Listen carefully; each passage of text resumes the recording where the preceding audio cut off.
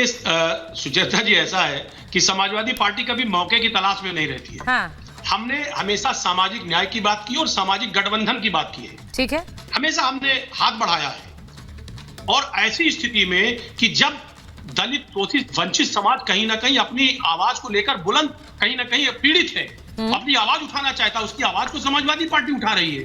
तो ऐसी स्थिति में हम किसी को उसका शोषण नहीं कर रहे हैं, हम सिर्फ हक की बात कर रहे हैं, हम न्याय की बात कर रहे हैं। रही बात सीट शेयरिंग की, तो सीट शेयरिंग का कहीं ना कहीं राष्ट्रीय स्तर का मुद्दा है। हमारे नेता इस पर बातचीत कर रहे हैं, बातें तय हो रही है और जल्दी तय हो जाएंगी, सारी चीजें डिसाइड हो जाएंगी। लेकिन अभी जो बातें चल रही थी कि कांग्रेस में वर्टिकल, मैम प्लीज, कांग्रेस में वर्टिकली टूट फूट होने जा रही है। ठीक है, कांग्रेस को अपने नेताओं को संभालना चाहिए, बातचीत करनी चाहिए। जब कांग्रेस ये जानती है कि आज देश में एक ऐसी पार्टी बीजेपी जिसका सिर्फ एक काम है, तोड़ो फोड़ो राजनीति करो, आपस में अरे तो तोड़ो फोड़ो कर रही है बीजेपी, तो आप थोड़े रहम दिल हो जाइए। आप कह दीजिए 50 सीटें देते हैं हम कांग्रेस को, हम 30 पे लड़ लेंगे। सुन लीजिए, अरे सुनिए ना सुचेता जी, मेरी बात सुनिए, बोलिए मेरी बात सुनिए। तो ऐसी स्थिति में कांग्रेस की जिम्मेदारी है कि अपनी नेताओं को संभालें, ये बहुत बड़ी जिम्मेदारी है, एक बात। और रही बात सीट शेयरिंग की, सीट शेयरिंग बातचीत चल रही है और मुझे लग रहा है कि अगले हफ्ते तक सारी चीजें तय हो जाएंगी। अरे सर, ये बातचीत नहीं है अजीज खान साहब, बातचीत की चादर मत उड़ाइए, अल्टीमेटम है, अल्टीमेटम। इसको कहते हैं सीधे सीधे बोल देना, यात्रा में अखिलेश जी चाहिए तो 17 सीटों पर ओके करो, ये कहा गया है, यही कहा गया है। तो इसको ये मत कहिए बातचीत जारी है, आप तो उसको बहुत सभ्य बना रहे हैं, इतने प्रेम और सौहार्द में बात हो नहीं रही है। एक मिनट, वरुण पुरोहित जी वो कह रहे कांग्रेस को संभालना चाहिए, हमें बता रहे सीटें दे दो, खुद अपने नेताओं को संभाल नहीं पा रहे। वर्टिकल स्प्लिट सर, एक और बार कांग्रेस टूटेगी क्या? सुचारिता जी, हाँ? मैं 3 पीढ़ी से कांग्रेस को मेरे देखा, बचपन से मैं पैदा हुआ, 3 पीढ़ी कांग्रेस में रही। ठीक। देखिए, कांग्रेस की बड़ी हास्यास्पद स्थिति हो रही है कि कांग्रेस के बारे में चर्चा हो रही है, जो गैर कांग्रेसी लोग कांग्रेस पे टिप्पणियां करते हैं, अपनी पार्टी की बात नहीं करते। कांग्रेस की स्प्लिट होने, जिन नेताओं के आप नाम बता रहे हो G23 से लेके, उस समय मैंने डिबेट करी थी। ठीक है, एक आध 2 आदमियों को छोड़ दो, हुड्डा साहब वगैरह को छोड़ दो, बाकी सब मलाई चाटू सेटिंग बाज है। मैं इतने साल से कह रहा हूं, इनको राज्यसभा, दिल्ली की कोठियां और सिक्योरिटी बंगले चाहिए, कोई जनता के कनेक्ट के लोग नहीं है। अगर खुद में दम है तो निर्दलीय जाके चुनाव जीत लें। अभी कमलनाथ जी का आपने कहा पार्टी बना रहे हैं, अरे भाई माधवराज सिंधिया जी ने बनाई, तमिलनाडु में भी पता नहीं कितनी पार्टियां बन गई।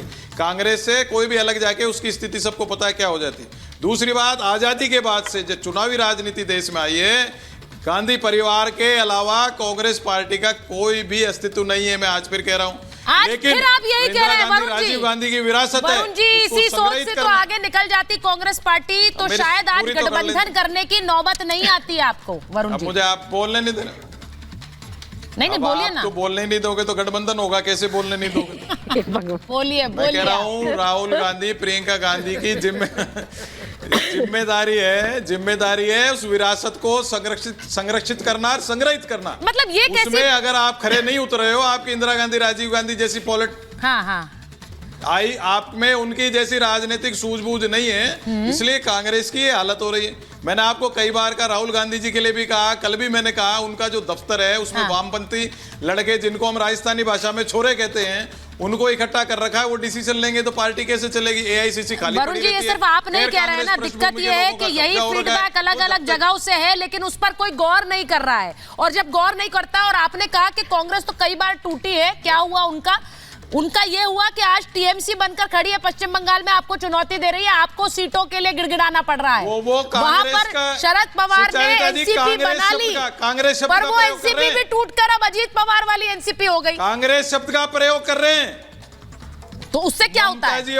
कांग्रेस पर सर राहुल गांधी का एकाधिकार तो नहीं है, खुद में दम नहीं है। जो नेता कांग्रेस से जुड़े रहे शुरुआत से, वो भी उस पर एकाधिकार जता सकते हैं सर, वो भी कहेंगे हमारा अधिकार है। बृजमोहन जी आपके पास आ रही हूं, बताइए जरा, ममता जी और बृजमोहन जी को ले लीजिए, मुझे बताइए जरा बृजमोहन जी, कभी किसी ने सोचा था कि शरद पवार वाली NCP बनी, उसके बाद अब अजीत पवार वाली NCP बन जाएगी, आप लोग NDA के साथ है?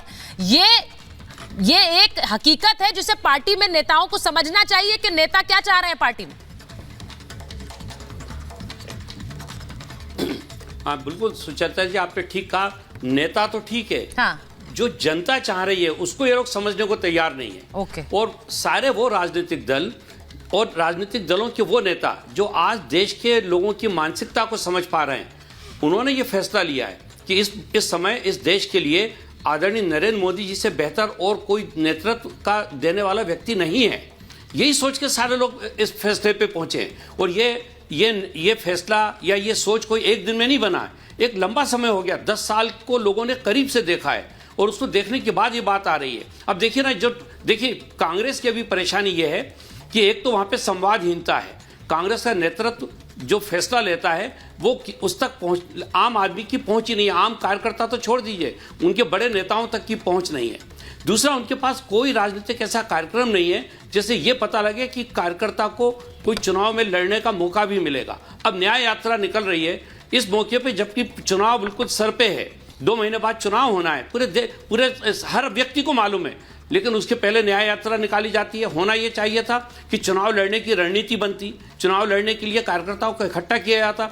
तो कार्यकर्ताओं में और नेताओं में एक भरपूर निराशा पैदा हुई है उनके इन सारे कामों को लेकर। और यही कारण है कि आज एनडीए की तरफ हर व्यक्ति, हर राजनीतिक दल एनडीए की तरफ देख रहा है आशा भरी निगाह से, क्योंकि सबों को मालूम है कि वहां का नेतृत्व, वहां के सेनापति आदरणीय नरेंद्र मोदी जी हैं, जिनके नेतृत्व में बेहतर तरीके से हम देश को आगे बढ़ाने आज मैं जो चर्चा कर रही हूं लागू कर सकेंगे, यही कारण है। बृजमोहन जी, आज इन्होंने थोड़ी देर पहले वरुण जी ने कहा कि एक ऐसी स्थिति हो गई, पार्टी से भले ही टूट गए हो लेकिन उनका अस्तित्व नहीं हुआ।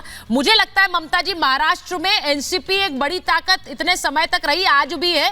भले ही पार्टी अब शरद पवार के समय से अब अजीत पवार आ गई है, वही ताकत टीएमसी पश्चिम बंगाल में बन गई, कांग्रेस से अलग होकर ही। अब क्या समय आ गया है कि कांग्रेस पार्टी का हम सफाया 2024 होते होते, चुनाव होते होते देखेंगे, क्योंकि यहां वो नेता ही ताल ठोक रहे हैं जो कभी कांग्रेस को कांग्रेस बना रहे थे। धन्यवाद सुचरिता जी। देखिए, ऐसा है कि आज ये कांग्रेस पार्टी टूटी है ऐसा नहीं है। कांग्रेस पार्टी में तोड़फोड़ तो इंदिरा जी के समय पर ही हो गई थी, जब कांग्रेस ओ कांग्रेस आई का खेला शुरू हुआ था, है ना। अब हालत ये हो गई है कि जो दबे हुए सुर थे ना, वो अब खुल के बाहर निकल के आ रहे हैं, क्योंकि किसी को भी ये बात रास नहीं आ रही है कि राहुल गांधी, जिनके अंदर नेतृत्व की क्षमता नहीं है, जिनको लॉन्च और रिलॉन्च किया जा रहा है पर लॉन्चिंग फेल हो जाती है, वो उनको लीड करने की बात कर रहे हैं। तो देखिए, वो लीड वो कर नहीं पाएंगे। और एक चीज और मैं बता देती हूं कि लगातार ये बात की जाती है कि कांग्रेस अभी भी रिवाइव होगी। अरे कहां से रिवाइव होगी? कांग्रेस पार्टी टूट गई, परिवार के अंदर तोड़फोड़ मच गई है 3-4 लोगों के अंदर। आप किस रिवाइव की बात कर रहे हो? इंडिया अलायंस इन्होंने बड़े दम के साथ बनाया था, इंडिया अलायंस कहां है? कितना बच गया है? अखिलेश यादव आज मतलब ताल ठोक के बोल रहे हैं राहुल गांधी को, हम नहीं आएंगे तुम्हारे साथ, चलो अपना रास्ता देखो। एक जमाने में, एक समय में हेडलाइंस होती थी, भारतवर्ष के 2 युवा। अखिलेश यादव युवा समझ में आता है सुचरिता जी, राहुल गांधी युवा मुझे समझ में नहीं आता है, पर खैर चलती थी। दोनों युवा हाथ पकड़ के जा रहे, बोले इनमें से कोई देश का प्रधानमंत्री बनेगा 24 में, और हालत देखो आज क्या खराब है।